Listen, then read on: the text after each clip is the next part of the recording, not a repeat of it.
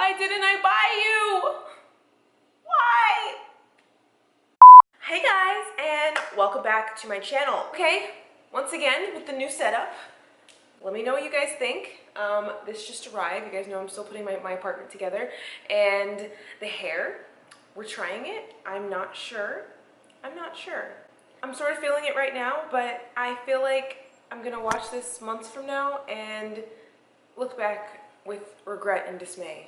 Speaking of regret and dismay, in this video, I will be talking about all of the designer items that I regret not buying. These are things that either sold out or I passed on or just for whatever reason did not buy, and I've regretted to this day. This tag idea was started by Caitlin Pawlowski. I'm gonna link her channel down below. She is awesome. She's one of my favorite people on YouTube right now. She's from Australia and she just has this amazing collection and she's just so funny. So if you like my videos, if you for some reason, if you haven't heard of her, please go check her out. She'll be up here, she'll be down there. You guys know how this works.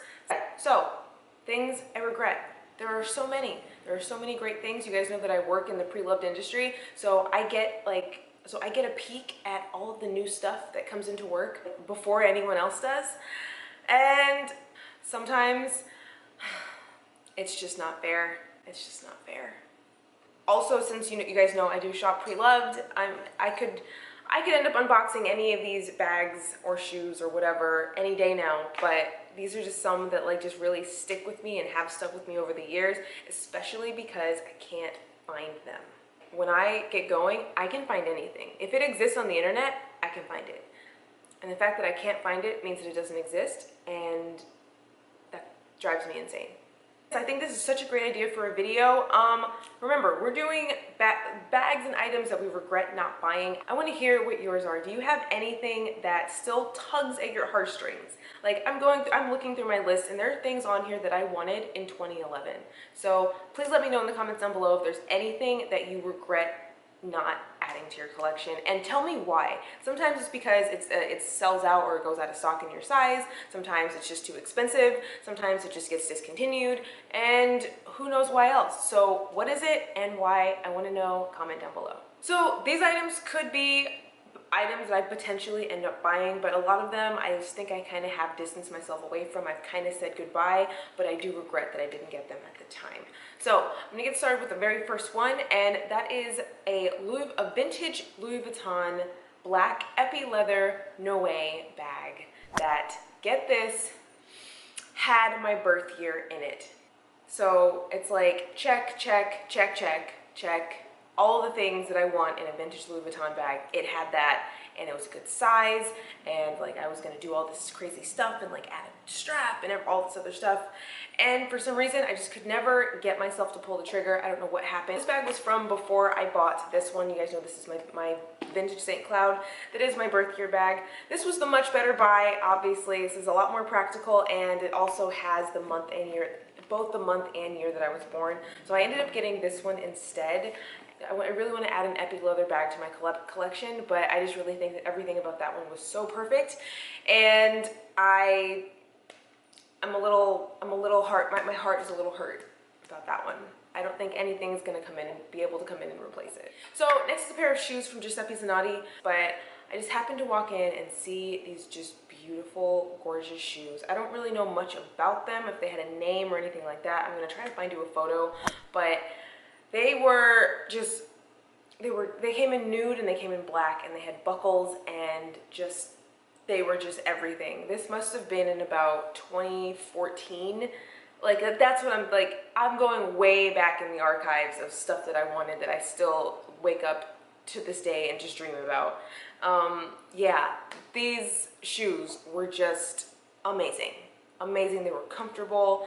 They just fit me perfectly like a glove. This is like the early days of, you know, me buying designer shoes, and even now I won't spend $900 on a pair of shoes now.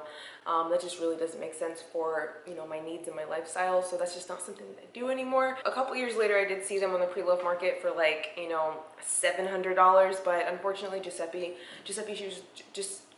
shoes just don't hold much of their value. Shoes in general, but Giuseppe specifically, just don't hold much of their value, and I just wasn't really wasn't really feeling the idea or the prospect of spending, you know, upwards of $700 on a pair of pre-owned shoes.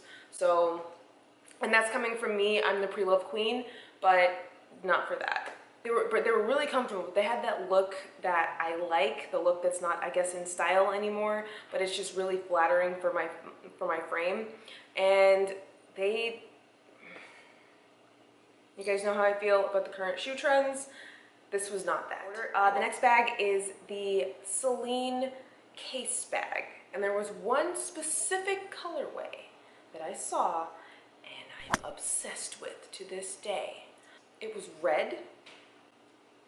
I'm gonna let you guys digest that. You guys know I do not wear red. I don't wear red. I hate red. But for me to even be considering a red bag, not that I'm against color, I just don't like red tones, and I would buy that. I would buy that in a minute if I saw it on the pre-love market. And the interior of it, not interior, but the sides and the bottom, it had this detail of python. I believe this bag also came in black with the python accent as well. And for some reason, I used to see these all over the pre-love market for such great prices. So that bag sort of reminds me of the Louis Vuitton box bag. I guess box case, same kind of idea title-wise, but it's just a bit a bit thinner, sleeker, and a bit more evening geared. But I definitely would rock it with you know, jeans and a t-shirt, rock it during the daytime. But I mean, just look at that, just the lines on it. Oh my god. I love exotic skins, even though they don't tend to hold their value, which is why I really love when I can buy exotic skins on the pre-love market. But what made it was the python accent, and oh my god, I just die. This bag. I saw one on the Real maybe a year ago, and I don't know why I didn't buy it. It's, you know what, I think I'm gonna go on the record and say that is my favorite bag right now. Maybe I just miss it, I don't know. Next are another item that came into work, and these are a pair of Dior tribal earrings, but not the regular Dior tribal earrings. I'm not a normal person. I don't get normal stuff. No, of course not. These were a pair of Dior tribal earrings that were tricolor, so it had the gold, silver, and the rose gold, but the little, I'm gonna try to find a picture of this specific one and put it up here. But like the little ball was sort of cut into 3 segments and then like rotated, so it sort of had like a little bit of detail on it. The reason I didn't buy these was because you see, you guys, if you guys know my channel, if you guys have seen me, like these are the kind of earrings I wear. I wear big, huge hoops. I wear big earrings. I've been wearing big earrings since I was 11 years old, and I am now 28. I usually have so much hair, and I usually wear my hair down. It's usually it used to be really huge. You can't really see small earrings on me, so there's just really no point in me actually buying them. These earrings are gorgeous, and I would love to own them, but I just don't know that it would be worth it for me to buy them. Next, we're going all the way back to 2013, I believe, and item I regret not buying, the Isabel Marant, I believe they're called the Elvis sandal. They're the sandals that every single blogger had in 2013. You look it up, you'll find that on Instagram, on the blogs, in the magazines, every single blogger had these shoes. And I normally don't go for things like that, except that these shoes for me were just utter perfection. So this was like towards the beginning of learning about designers and working for the boutique. They sold out everywhere. I would see people wearing them every single day of my life, but I could never find them. I would have paid full price for these shoes. I never paid full price for shoes. I would have paid full price for these shoes. And now they're just literally impossible to find. I mean, so many years later, I know they're probably like not the thing, not in style anymore, but I don't care. They're beautiful. They're beautiful and they're perfect. They had the little heel for me. That's like an everyday flat shoe. I like to, you know, pump myself up a little bit during the daytime, and just the way everything about them. I tried to find them forever on the RealReal, obviously. I'm still to this day trying to find them on the RealReal. But I ended up getting I'm I'm missing the name of the shoe itself, but I will leave a picture of them right here. I ended up getting these as sort of like a substitute, but you guys may remember that the straps were just like way too huge for my ankles. But I ended up selling those, and because what I wanted were the original ones. What I ended up doing instead was heading over to Poshmark, and I found myself a knockoff. I'm telling you that these shoes are from Charlotte Russe. I think I bought them for like $10. But when I tell you that I wore these so much, and I continue to wear these so much. They're the exact shoe, only if you made the shoe cheap. And I don't care, I still wear them. I just love the silhouette of the shoe for me. I love the block heel. I love everything. I love everything. I'm about to get a pair of Charlotte Russe $10 shoes resold and like fixed. I don't even know if they can do that, but yeah. These. Again, I'm putting the word out. If you guys see these sandals in like a 40, let me know. It will be 2025 and I will still want these shoes. I can't really say that for most anything else. So the next item is the Gucci Tion chain wallet.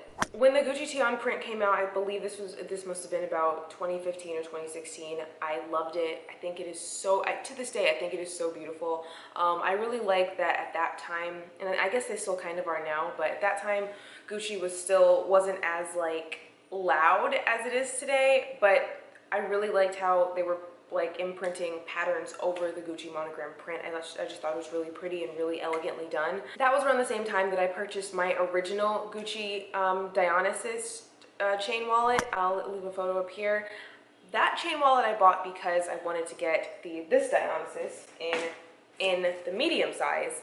Yeah, I just really wanted the chain wallet. I just thought it was really pretty. Again, the red accents. Maybe I was going through a red phase that never took hold at this time in my life, but also too about this chain wallet as opposed to the Dionysus chain wallet that I had, that they do still make, I believe.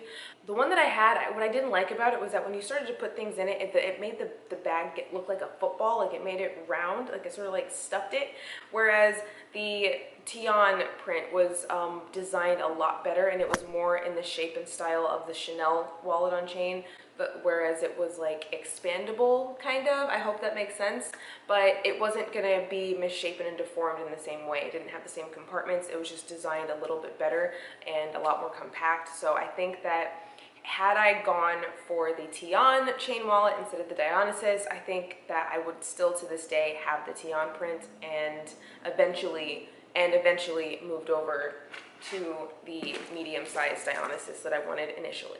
So, and the last bag is a bag you guys have heard me talk about before, and it is the Saint Laurent Sac de Jour. Specifically, because we're being specific in this video, I wanted it in black with the silver studs. So there was a point on Fashion Files website when they would have like 5 of these in stock at the same time, and the prices were ridiculous, like ridiculously great. This was one that I just was always itching for it, and I would always like just stare at it and lust after it, and I never bought it, and I don't know why. I know that it's super heavy, and I think that the Saint Laurent, especially the older models, are super heavy bags. And adding the studs on top of it would definitely make it even heavier, but I still love this bag, and now that I actually feel like I would buy it, now they're nowhere to be found. Thus is life, I suppose.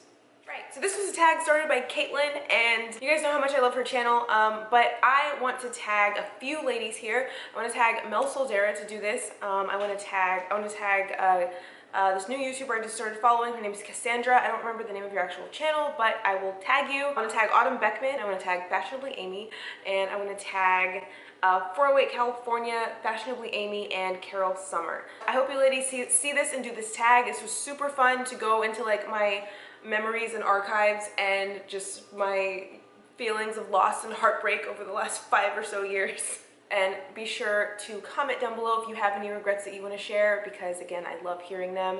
I hope you guys enjoyed this video, and I will see you in my next one. Bye!